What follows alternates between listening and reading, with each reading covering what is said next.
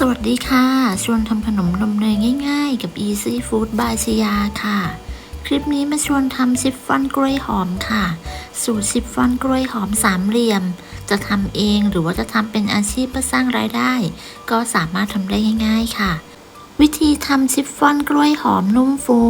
มาพร้อมสูตรบัตเตอร์ครีมแบบง่ายๆไม่ใส่เนยขาวเราไปดูวิธีทำกันเลยค่ะเริ่มแรกจะนำน้ำตาลมาร่อนก่อนค่ะใช้เป็นน้ำตาลทรายอ้อยนะคะที่ทานกับเฉาก๊วยค่ะเขาจะเป็นเม็ดๆแล้วก็หยาบนะคะเรานำมาร่อนเพื่อจะได้น้ำตาลที่ละเอียดแบบนี้ค่ะจากนั้นก็มาปอกกล้วยแล้วก็หั่นเป็นชิ้นเล็กๆค่ะจะใช้เป็นกล้วยหอมสุกงอมนะคะหั่นเป็นชิ้นเล็กๆเพื่อที่จะนำไปปั่นค่ะนำกล้วยที่หั่นไว้ไปใส่เครื่องปั่นค่ะตามด้วยน้ำตาลทรายอ้อยที่เราร่อนนะคะแล้วก็นมสดค่ะจากนั้นปั่นทั้ง3อย่างรวมกันจนเหลวและเป็นเนื้อเดียวกันค่ะเสร็จแล้วนำไปเทใส่ภาชนะที่เราจะผสมค่ะต่อไปก็ให้เราแยกไข่ค่ะนำไข่แดงไปใส่ในส่วนผสมของกล้วยนะคะจะใช้เป็นไข่ไก่เบอร์2จำนวน5ฟองค่ะจากนั้นเรามาทำส่วนผสมของไข่แดงและกล้วยต่อค่ะใส่น้ำมันลงไปตามด้วยกลิ่นวานิลาหรือกลิ่นกล้วยค่ะหรือใครจะไม่ใส่เลยก็ได้ค่ะ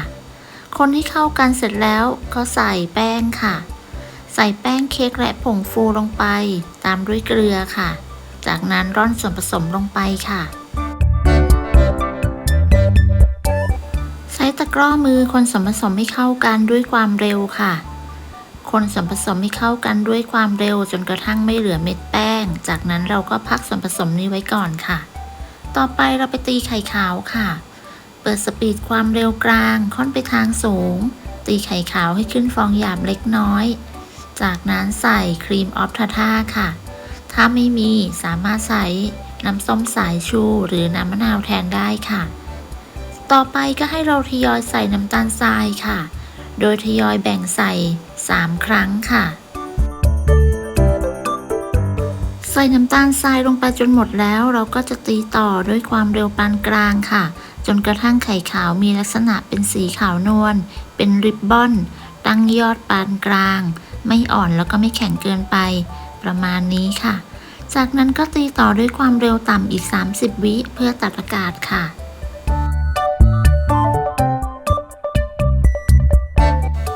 ต่อไปเราก็จะนำไข่ขาวที่ตีได้มาผสมกับส่วนผสมของไข่แดงค่ะโดยแจ็คจะทยอยใส่ไข่ขาวทั้งหมด3รอบนะคะแต่ละรอบก็ใช้ตะกร้อมือคนตะล่อมให้เข้ากันค่ะแต่ทั้งนี้ก็ต้องทำด้วยความเร็วไม่งั้นเค้กอาจจะยุบได้ค่ะในขั้นตอนสุดท้ายจะใช้ไม้พายช่วยในการคนตะล่อมเพื่อที่จะคนได้เร็วแล้วก็เข้ากันดียิ่งขึ้นค่ะเสร็จแล้วเรานำไปเทใส่พิมพ์ได้เลยค่ะพิมพ์ที่ใช้เป็นพิมพ์ขนาด23 คูณ 32 เซนค่ะปูกระดาษไขด้านล่างแล้วก็เทส่วนผสมลงไปได้ทั้งหมดเลยค่ะ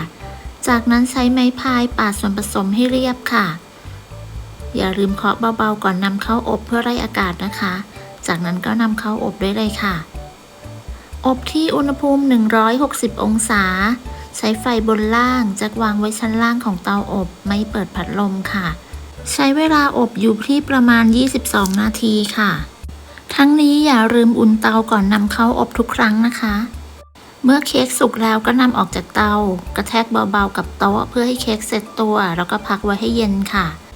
ระหว่างรอให้เค้กเย็นเราไปตีบัตเตอร์ครีมกันค่ะจะใช้เป็นเนยสดรสจืดนะคะเป็นเนยนิ่มที่ยังมีความเย็นค่ะเปิดสปีดความเร็วกลางค่อนไปทางสูงตีเนยจนกระทั่งเนยขึ้นฟูเป็น2เท่าและมีสีอ่อนลงค่ะเนื่องจากเป็นเนยสดไม่ใส่เนยขาวแนะนำให้เพื่อนๆทำในห้องที่อุณหภูมิไม่ร้อนมากนะคะไม่งั้นอาจจะทำให้เนยละลายได้ค่ะเนยที่ขึ้นฟูดีแล้วนะคะจะมีลักษณะเบาแล้วก็สีอ่อนลงประมาณนี้ค่ะพอได้แบบนี้เราก็จะใส่นมข้นหวานและเกลือลงไปค่ะหากใครใช้เนยเค็มจะไม่ใส่เกลือก็ได้ค่ะจากนั้นก็ตีต่อให้เข้ากันค่ะเปิดสปีดความเร็วกลางตีจนส่วนผสมของบัตเตอร์ครีมเข้ากัน ตีบัตเตอร์ครีมจนเข้ากันดีแล้วเดี๋ยวเรานำไปปาดกับเค้กเลยค่ะบัตเตอร์ครีมสูตรนี้ปาดได้2ถาดค่ะ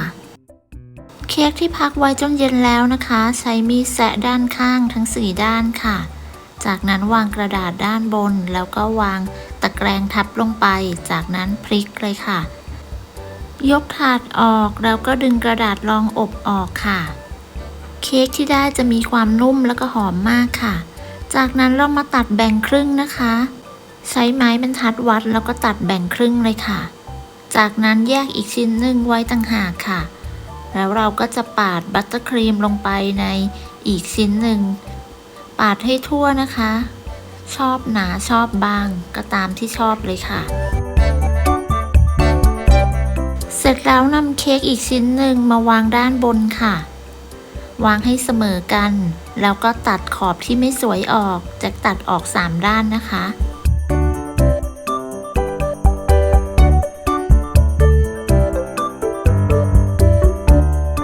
ตัดขอบเสร็จแล้วก็ใช้ไม้บรรทัดแบ่งครึ่งตามคลิปเลยค่ะก็จะได้ชิ้นละ7 เซนนะคะจากนั้นเราก็มาตัดอีกด้านหนึ่งค่ะแบ่ง7 เซนเหมือนเดิมทำลายไว้ก่อนนะคะเราก็มาใช้มีดตัดอีกครั้งหนึ่งค่ะแต่ละครั้งที่ลงมีดให้เช็ดมีดให้สะอาดก่อนนะคะต่อไปเรามาตัดตามรอยทะแยงค่ะเพื่อให้ได้เป็นเค้ก3 เหลี่ยมดูตามภาพเลยนะคะมองให้ตรงทำรอยไว้ก่อนแล้วก็ตัดตามรอยค่ะ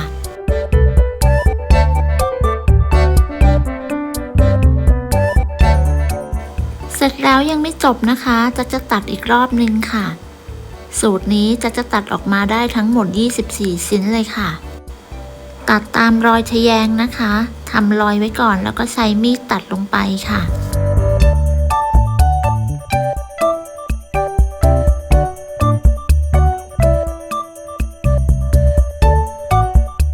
เสร็จแล้วก็จะได้ทั้งหมด24 ชิ้นแบบนี้ค่ะชิฟฟ่อน3 เหลี่ยมเราไม่ต้องนำไปห่อกระดาษหรือพลาสติกก็ได้นะคะนำมาใส่กล่องแล้วก็ปิดฝาให้สนิทไม่ให้อากาศเข้าจะใส่ไว้ในตู้เย็นเช้ามาเขาก็ยังนุ่มแล้วก็หอมอร่อยเหมือนเดิมค่ะชิฟฟ่อนกล้วยหอมสูตรนี้มีความหอมแล้วก็นุ่มมากๆค่ะทำไม่ยากเลยนะคะถ้าเพื่อนๆมีกล้วยหอมสุกงอมและมีเนยอยู่ในบ้านนะคะลองทำชิฟฟ่อนกล้วยหอมพร้อมสูตรบัตเตอร์ครีมไม่ใส่เนยขาวสูตรนี้ดูค่ะขอบคุณสำหรับการติดตามรับชมคลิปนี้นะคะถ้าเพื่อนๆที่ดูอยู่ดูจากที่ไหนกันบ้างคะทักทายในคอมเมนต์กันได้ค่ะและหากคลิปนี้มีประโยชน์ก็อย่าลืมกดไลค์กดแชร์กดติดตามเพื่อเป็นกำลังใจให้แจ็คด้วยนะคะสำหรับคลิปนี้ต้องลาไปก่อนสวัสดีค่ะ